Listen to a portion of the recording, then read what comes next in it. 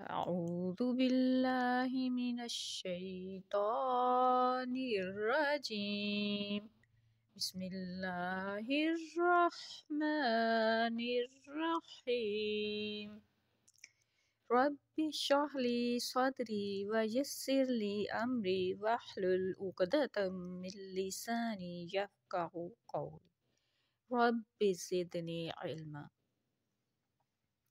وَبَنَيْنَا فَوْقَكُمْ سَبْعًا شِدَادًا وَبَنَيْنَا اور بنایا بنائے ہم نے فوقکم تمہارے اوپر، فوق مطلب اوپر، کم تمہارے، سب ان سات، شدادن مضبوط یا سخت۔ مشکل الفاظ کے معنی دیکھیں گے۔ شدیدن کی جمع شدادن ہے اور اس کی دوسری ایک جمع آتی ہے اشداء، یعنی جو شدید لفظ ہے اس کی جمع شداد اور اشداء ہے۔ اور شدید ان کے معنی ہوتے ہیں شجاع، سجیل، وسیق، شیر، قوی، بلند اور مضبوط، اقرب۔ تو یہاں جب ہم ان تمام معنی کو دیکھیں گے تو اس کے حساب سے آیت کے اس طرح سے معنی ہو جائیں گے کہ ہم نے سات وہ چیزیں بنائی ہیں جو بلند ہیں، جو قوی ہیں اور جو بندھی ہوئی ہیں، اپنی جگہ سے نہیں ہلتی۔ تفسیر دیکھتے ہیں اس آیت کی۔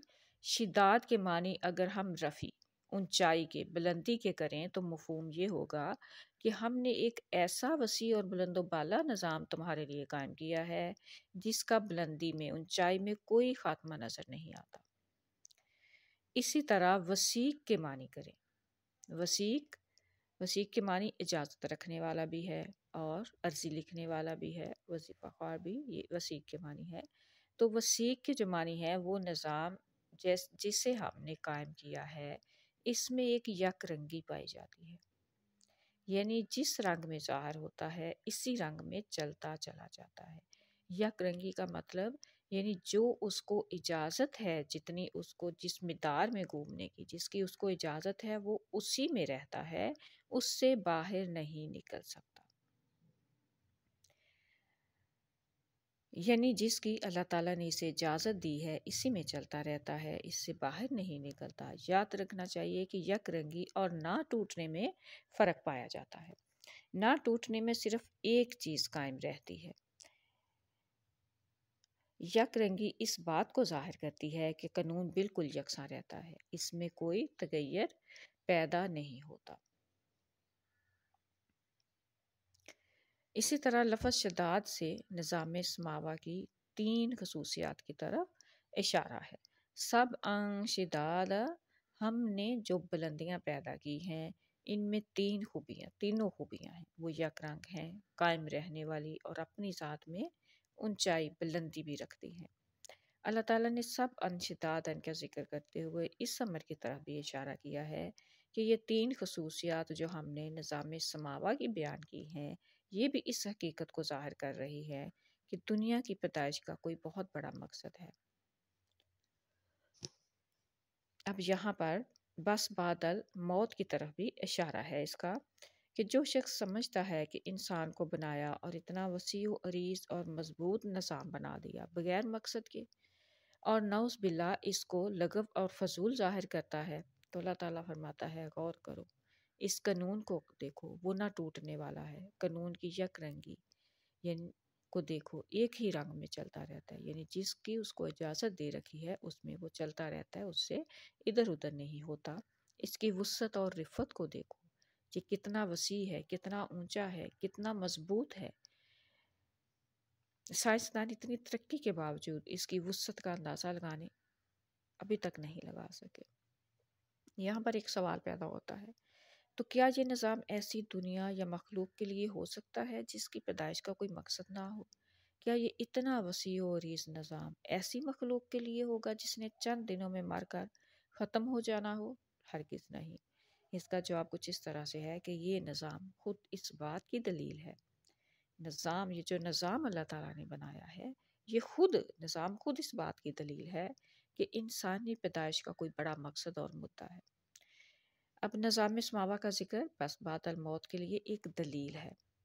بطور نظام، بطور دلیل، گویا اللہ تعالیٰ نے اس نظام سماوا کو بس بعد الموت کے ثبوت کے طور پر پیش کیا ہے کہ انسانی پیدائش اس لیے نہیں ہوئی کہ وہ چند روز کھائے پیے اور فنا ہو جائے، بلکہ کسی بڑے مقصد اور مدعا کو پورا کرنے کے لیے ہے۔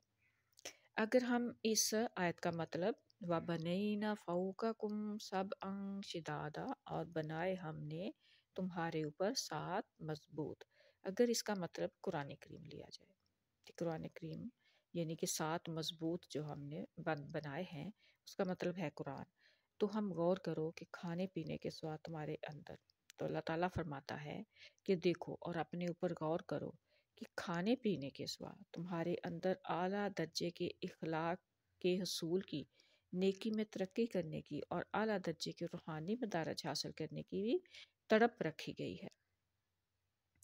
تمہارے اندر یہ شوق پایا جاتا ہے کہ نیکی میں ترقی کرو، تمہارے اندر یہ خواہش پائی جاتی ہے کہ تم اعلیٰ درجے کے روحانی مدارج حاصل کرو، تو پھر یہاں پہ یہ سوال ہوتا ہے کہ کیا یہ شوق اور یہ خواہش بلا وجہ ہے؟ اور ایسا ہو سکتا ہے کہ تمہاری ادنا سی خواہشیں جو کھانے پینے کی ہیں وہ تو پوری کرنے کے لیے اللہ تعالیٰ نے اتنا وسیع و عریض سامان پیدا کر دیا، مگر جو اعلیٰ درجے کی روحانی مدارج کی خواہشیں ہیں، یہاں پہ دیکھیے کھانے پینے کی جو جسمانی ضروریات ہیں ان کو ادنا درجہ کہا گیا، اور روحانی مدارج جو ہے، روحانی ضروریات، ان کو اعلیٰ درجے کی ضروریات ہیں، ان کو پورا کرنے کا کوئی سامان پیدا نہیں کیا۔ تو اس صورت میں شدادن سے وہ 7 روحانی مدارج، کیونکہ یہاں 7 کا ذکر ہے، 7 روحانی مدارج ہوں گے جن کا ذکر سورہ المومنین کی آیت 1 سے لے کر آیت نمبر 10 تک آیا ہے، جن کے متعلق بتایا گیا ہے کہ ایک وقت ایسا آتا ہے کہ مومن ترقی کرتے کرتے ان 7 بلندیوں کو طے کر لیتا ہے۔ ان آیات میں وہ سورہ مومنون کی آیت نمبر 1 سے 10 تک، اس میں مومن کی خوبیاں بیان کی گئی ہیں، تو وہ مومن کی جو خوبیاں ہیں وہ اس کی مومن کے 7 مدارج ہیں۔ وآخر الدعوانا ان الحمد للہ رب العالمین۔